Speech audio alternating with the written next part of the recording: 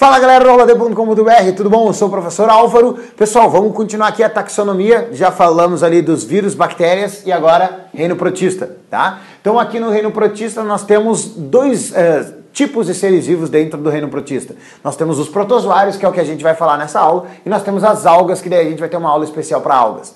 Tranquilo? E aí aqui, ó, dentro dos protozoários, pessoal, não confunde, tá? O reino protista não é só protozoário, é uma parte do grupo, tá? E aí dentro dos protozoários a gente tem aqui as características gerais protozoários. São eucariotos, unicelulares e todos eles são heterótrofos. Lembra lá o que são heterótrofos, né? Eles precisam adquirir nutrientes de uma forma externa, precisam adquirir energia, carboidratos para que eles consigam gerar energia. Nesses indivíduos existe uma estrutura muito importante, tá? Que é esse vacúolo pulsátil. Dentro da célula, então vou desenhar aqui uma célula de um protozoário, vai existir então um vacúolo, que vai ser uma estrutura que vai receber água. Então, tipo aqui, ó, desenhei aqui um vacúolo, tá? Esse vacúolo ele vai receber água. É parecido com o vacúolo que a gente vê em células vegetais, tá? Todo o excesso de água vem parar dentro desse vacúolo para fazer o controle osmótico, o controle de água, para não ficar tão diluído esses indivíduos. Uma coisa muito importante, vacúolo pulsátil existe em protozoários de água doce, tá? Água salgada, os protozoários de água salgada não vão ter esse vacúolo pulsátil. Por quê? Porque daí eles não vão ser hipotônicos, eles não vão ser, não vão receber água, desculpa, eles não vão estar hipertônicos em relação ao meio. Aqui na água doce eles vão ser hipertônicos em relação ao meio. Então se tu não lembra esse negócio de hipertônico e hipotônico, olha a aula lá de transporte passivo de novo, lá em osmose, tá? Transportes celulares na membrana. Esse vacúolo aqui, ó, ele vai começar a receber água quando o indivíduo está em um meio de água doce. Ele começa a receber água por osmose, um transporte passivo, e aí vai enchendo esse vacúolo de água. Para que esse vacúolo controle a quantidade de água e ele consiga continuar recebendo água, ou seja, a água vai entrando na célula e a célula vai mandando para dentro do vacúolo. Para ela mandar essa água para dentro do vacúolo, ele faz um transporte ativo, tá? Tranquilo? E aí ele vai enchendo o vacúolo de água, quando está totalmente cheio, para que não dê um problema na célula, ele expulsa essa água, por isso pulsátil. Ele contrai esse vacúolo, retira o excesso de água de dentro da célula e aí começa tudo de novo. Ele continua recebendo e aí ele vai armazenando no vacúolo. Então esse vacúolo pulsátil é exclusivo de protozoários de água doce. Tranquilo? Beleza. E aí esses protozoários aqui vão ser classificados de acordo com os seus meios de locomoção, tá? Então, os zoomastigóforas, podem ser chamados só de mastigóforas também, tá? São os protozoários que apresentam flagelo. Então, é essa estrutura aqui, ó, o flagelo, que vai movimentar a célula. Então, fica ali movimentando, gastando ATP para fazer o movimento do protozoário. Exemplo de indivíduos que tem essa estrutura é o Trypanosoma cruzi, para ser mais específico, que é aquele o causador lá da doença de Chagas. A gente vai ver essas doenças numa videoaula específica. Os cilióforas apresentam cílios, que são em maior quantidade, em maior número, podem ser em volta das células, podem estar localizados em forma de tufo em uma região da célula. Esses cílios vão servir para movimentação também, para locomoção desses protozoários. Exemplo de indivíduos é o paramécio, tá? Então o paramécio é um protozoário que apresenta cílios. Tranquilo? Risópodes são seres que se locomovem por pseudópodes. O exemplo é a ameba. Esse pseudópodes, se tu for ver lá de novo nos transportes celulares, esses pseudópodes são formados para, por exemplo, englobar substâncias. Aqui eles vão servir para locomoção, que é o caso da ameba, tá? Então quando tem um jogador ruim no teu time, normalmente chama ele de uma ameba, né? Por quê? Porque tu é uma ameba. Porque a ameba se locomove lentamente. Ela projeta o seu citoplasma, né? Essa célula ali para frente, e aí ela se movimenta até onde foi projetado o citoplasma. Então ela projeta de novo e tudo isso é um processo muito lento. É um transporte ativo, mas é um transporte lento, né? Uma movimentação lenta, que aqui o exemplinho, ó, da ameba ali com o pseudópode, tá? Para fazer a locomoção. Então ela projeta a célula e se locomove até ali.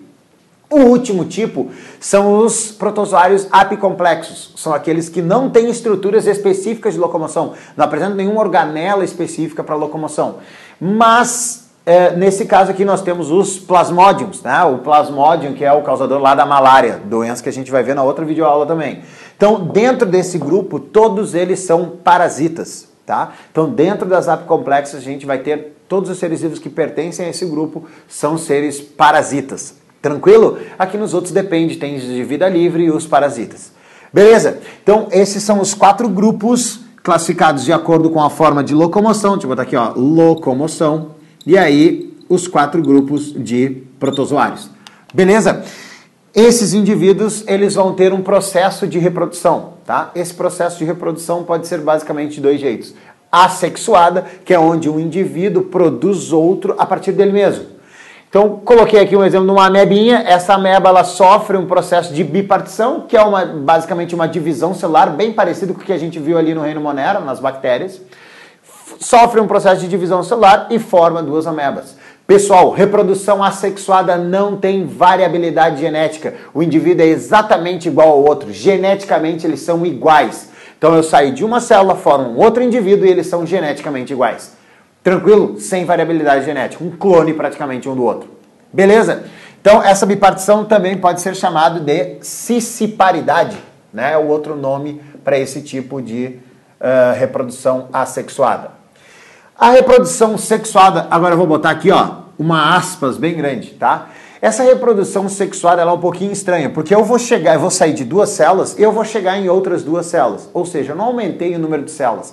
Porém, geneticamente, esses indivíduos são diferentes. E a gente vai ver o processo que acontece para que eles tenham uma genética diferente. Eu coloquei 2 células aqui, 2 paramécios, né?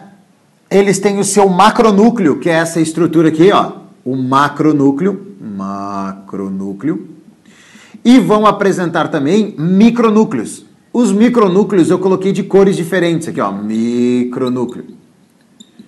Então, cada um deles vai ter o seu micronúcleo específico. Tanto o macronúcleo quanto o micronúcleo são estruturas 2N, né? Diploide, né? Veio uma parte do um, uma parte do outro, formou uma célula diploide ou um núcleo diploide.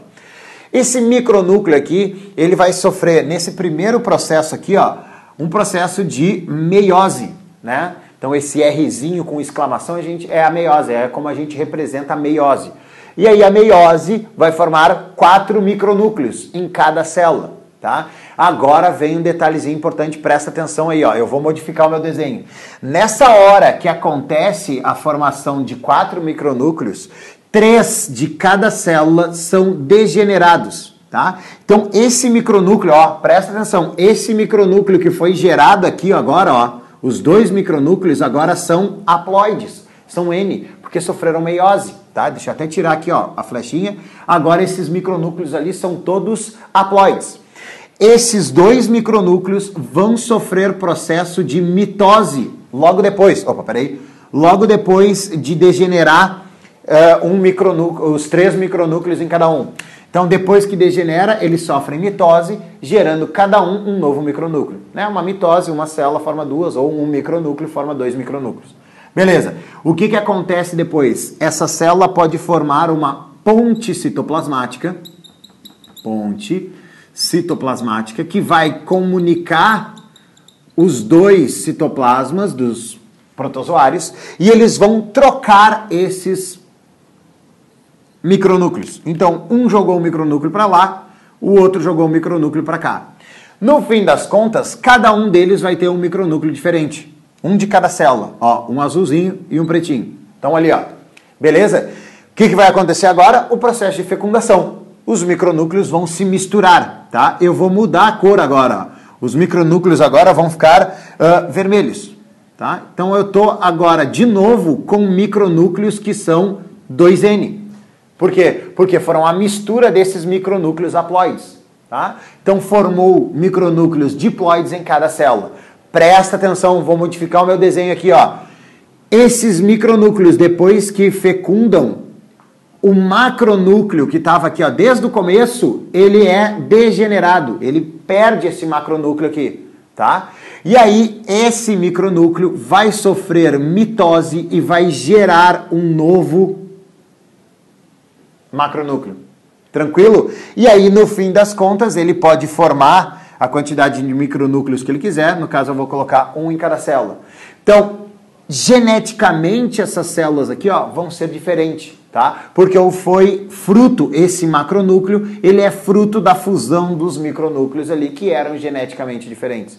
Então eu formo uma célula ou duas células com a sua carga genética ou sua composição genética diferente das que eram na origem ali.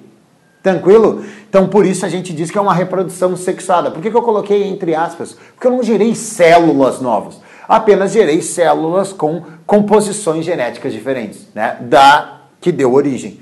Mas aqui no caso elas são geneticamente iguais. Tranquilo? Mas eu tive a mistura desses micronúcleos formando novos paramécios. Pessoal, esse processo de reprodução sexuada, né, essa conjugação aqui, ó, que é bem parecida com o que a gente tem lá, só parecida com o que a gente tem lá nas bactérias, ele é importante porque já foi feito estudos onde tu pega uma célula de protozoário e se ele fica fazendo só processo de reprodução assexuado o tempo inteiro, ele consegue fazer mais ou menos umas 350 divisões celulares. E depois essa célula acaba degenerando, ela não tem genética suficiente para se manter por mais tempo que isso. Quando ela sofre essa reprodução por conjugação, ela praticamente renova o seu material genético, ela renova a célula e ela consegue fazer mais reproduções ou mais divisões celulares, mais reproduções assexuadas. Então o mesmo paramécio, a mesma célula, o mesmo protozoário, pode fazer tanto reprodução por conjugação quanto reprodução assexuada. Tranquilo? Então essas são as formas que tu pode encontrar aí de reprodução dos protozoários. E as importâncias dos protozoários, a gente tem duas bem importantes, tá?